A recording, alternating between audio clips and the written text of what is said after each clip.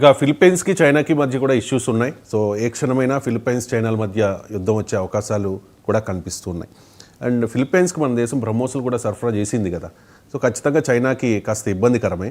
అంటే ఒక రకంగా చైనా మన డైరెక్ట్గా శత్రువు కాదు, కానీ శత్రువుకి సపోర్ట్ చేస్తున్న దేశం శత్రువే కదా. ఇప్పుడు ఫిలిప్పైన్స్కి బ్రహ్మోసులు ఇచ్చింది కాబట్టి అది చైనాకి ఇబ్బందికరంగా మారే అవకాశం ఉందా? అండ్ చైనా ఫిలిప్పైన్స్కి మధ్య ఉన్న వివాదం ఏంటి? అసలు ఇక్కడ చాలా ముఖ్యంగా ఇప్పుడు మనమంతా భారత పాకుల మధ్య యుద్ధానికి ఉన్నాం. చైనా పాకిస్తాన్కి మిసైల్స్ ఇస్తుంది. PL-15 మిసైల్ ఇచ్చింది.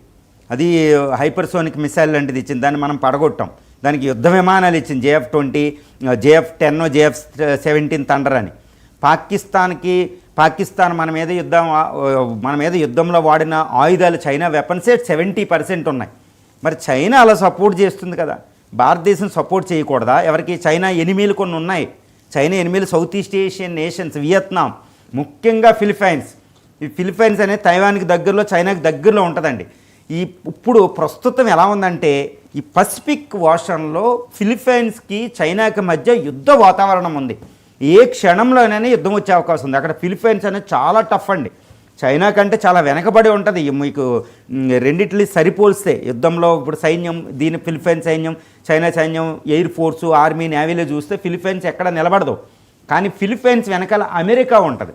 ఈ ఫిలిప్పైన్స్ భారతదేశం నుంచి కొన్ని సంవత్సరాల క్రితం $700 మిలియన్ విలువ చేసే కొన్ని వందల బ్రహ్మోస్ మిసైల్స్ కొంది ఆల్రెడీ. ఇప్పుడు బ్రహ్మోస్ మిసైల్స్ ఫిలిప్పైన్స్ని కంటికి రెప్పలా కాపాడుతున్నాయి. అసలు బ్రహ్మోస్ అంటే ఇప్పుడు ప్రపంచవ్యాప్తం అయిపోయింది. ఈ బ్రహ్మోసులు చూసే చైనా మన మీద అటాక్ చేయలేదు. గాల్వాన్ 2017, 2020లో డోక్లాం ఇష్యూ జరిగిన 2017లో మన మీదకి ఎందుకు రాలేదంటే ఈ బ్రహ్మోస్ మిసైల్ వల్ల. ఇప్పుడు ఇదే బ్రహ్మోస్ మిసైల్స్ ఫిలిప్పైన్స్ని కంటికి రెప్పలా కాపాడుతున్నాయి. అసలు ఫిలిప్పైన్స్ పీపుల్కి ఆనందం అంతుపట్టడం లేదన్నమాట. ప్రపంచం అంతా చూస్తుంది. ఎందుకంటే ఇప్పుడు మీరు అడిగినట్టు ఇప్పుడు చైనా ఫిలిప్పైన్స్ గొడవ ఏంటంటే ఈ చైనా ఏం చేస్తుంది, పసిఫిక్ ఓషన్లో ఎలా ఉంటుందంటే ఒక జంతువు వెళ్ళి ఏదో కాలుతో ఒక బెర్రి గీసేసి ఇదంతా నాది, ఈ ప్లేస్ అంతా నాది అని ఉంటుంది. 2 కుక్కలు దెబ్బలాడుకుంటే చూడండి, ఒక గ్రూప్ కుక్కలు వచ్చి ఇంకో గ్రూప్ కుక్కల దగ్గరికి వెళ్ళి పోరాడేసి ఈ వీధంతా నాది అని మురుగుతూ ఉంటాయి. అలా చైనా నిజంగా అనకూడదు, దౌత్య పరిభాషలో ఇది మాట్లాడడానికి లేకపోయినా నిజంగా ఈ కమ్యూనిస్టు చైనా వ్యవహరించేది ఎలా ఉంటుందంటేనండి, దాని సరిహద్దు దేశాలు 18 ఉంటాయి సముద్రంతో. ఇందులో ఈ 18 దేశాలతో గొడవే. 18 దేశాలతో గొడవ ఉంది. ఏ దేశంతో గొడవ లేకుండా ఉండదు. ఈ కమ్యూనిస్ట్ చైనా అంత దారుణంగా ఉంటుందండి. నేను చెప్తున్నా కదా, కొన్ని పరిభాషను ఉపయోగించలేని భాష ఉపయోగించాలి చైనా విషయంలో.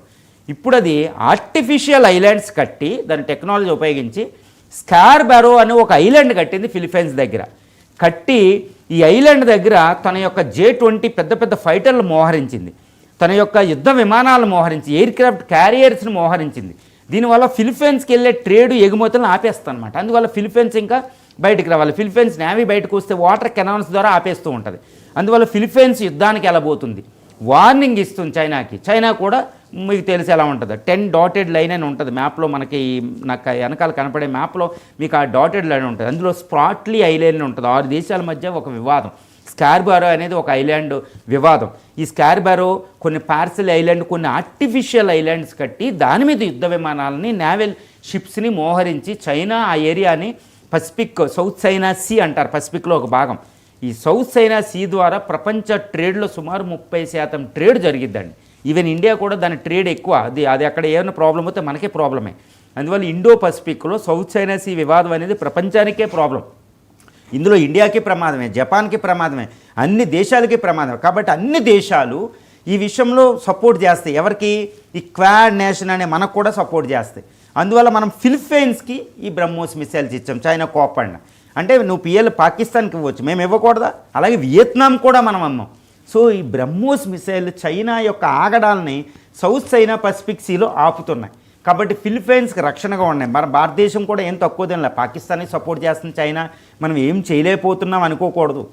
మోడీ గారు, అంతకుముందున్న ప్రధాని, ఇప్పుడు అజిత్ దోవల్ గారు పక్కా ప్లాన్ చేసి చైనా ఎనిమిలకు కూడా మనం ఏమి ఇవ్వాలి, ఏ ఫ్రిగేట్స్ ఇస్తారు, ఈవెన్ కొన్ని ఎయిర్ క్రాఫ్ట్లు ఇస్తున్నాం, ఇవి ఇస్తున్నాం, ఏది హెలికాప్టర్లు ఇస్తున్నాం, బ్రహ్మోస్ మిసైల్స్ ఇస్తున్నాం, ఆకాశ డిఫెన్స్ సిస్టమ్స్ని మనం ఇస్తున్నాం.